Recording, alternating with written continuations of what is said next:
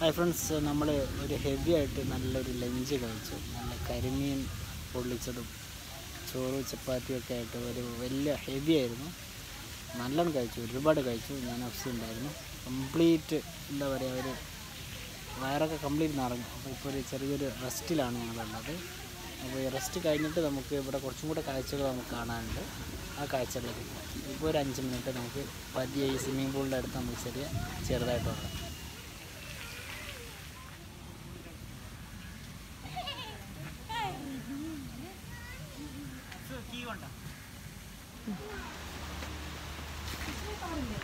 സമയം 3:30 ആയതേ ഉള്ളൂ. പക്ഷേ നല്ല മഴക്കാറുണ്ട് എന്ന് മാത്രമല്ല, മഴ പെയ്യാൻ തുടങ്ങിയിട്ടുണ്ട്. അപ്പോൾ നല്ലൊരു മഴ അനുഭവമാണ് നമുക്ക് പൂവാർ ഐലൻഡ് റിസോർട്ടിൽ വെച്ച് കിട്ടുന്നത്. അപ്പം ഈ ഇവിടെയുള്ള മഴക്കാഴ്ചകൾ നമുക്ക് കാണാം.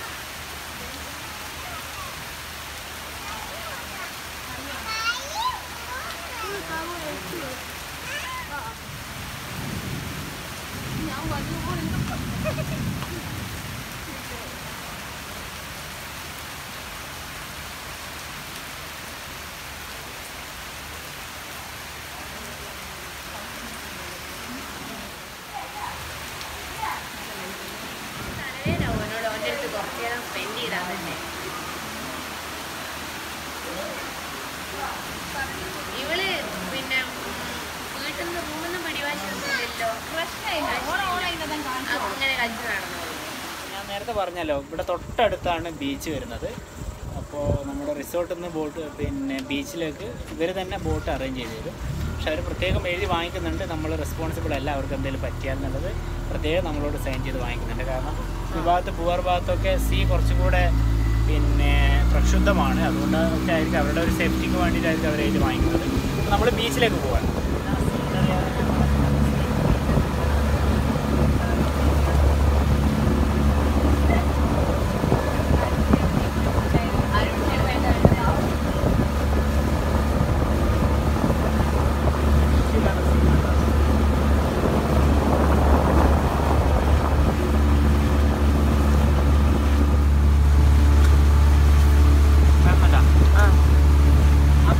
അതിൻ്റെ അപ്പുറത്ത് ബീച്ചാണ്. ഇത് നമ്മുടെ ബീച്ച് സൈഡാണ് കാണുന്നത്. അതിൻ്റെ അപ്പുറത്ത് കടലാണ്. ഈ സൈഡാണ് ഈ കാണുന്നത്. അപ്പോൾ നമ്മൾ കരയോട് അടുത്തിരിക്കുകയാണ്.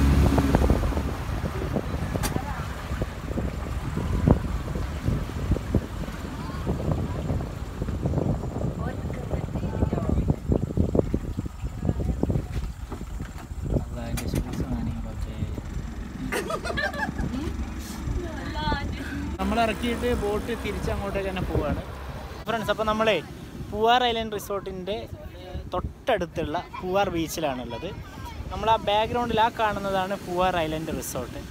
നമ്മൾ ഈ ഫ്ലോട്ടിംഗ് കോട്ടേജുകളൊക്കെയാണ് ആ നിലവിൽ കാണുന്നത്. സൂം ചെയ്താൽ കോട്ടേജുകൾ കാണാം. ഈ ഭാഗത്ത്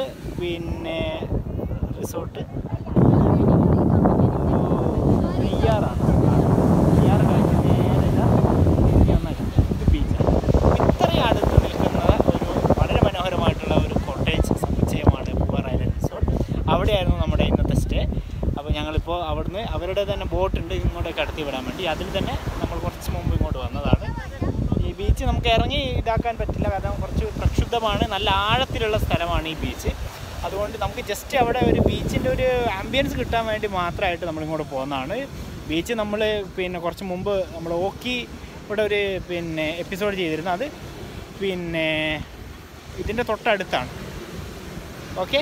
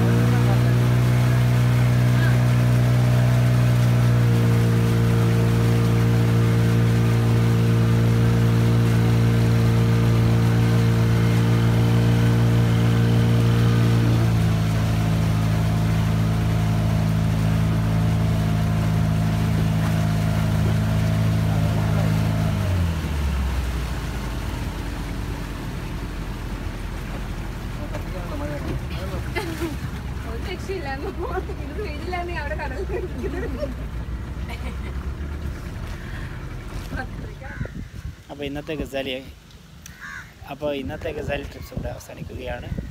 മറ്റൊരു ഐലൻഡിൻ്റെ അല്ലെങ്കിൽ മറ്റൊരു റിസോർട്ടിൻ്റെ അല്ലെങ്കിൽ മറ്റൊരു യാത്രയുടെ മനോഹരമായിട്ടുള്ള കാഴ്ചയുമായി ഞങ്ങൾ വീണ്ടും വരും.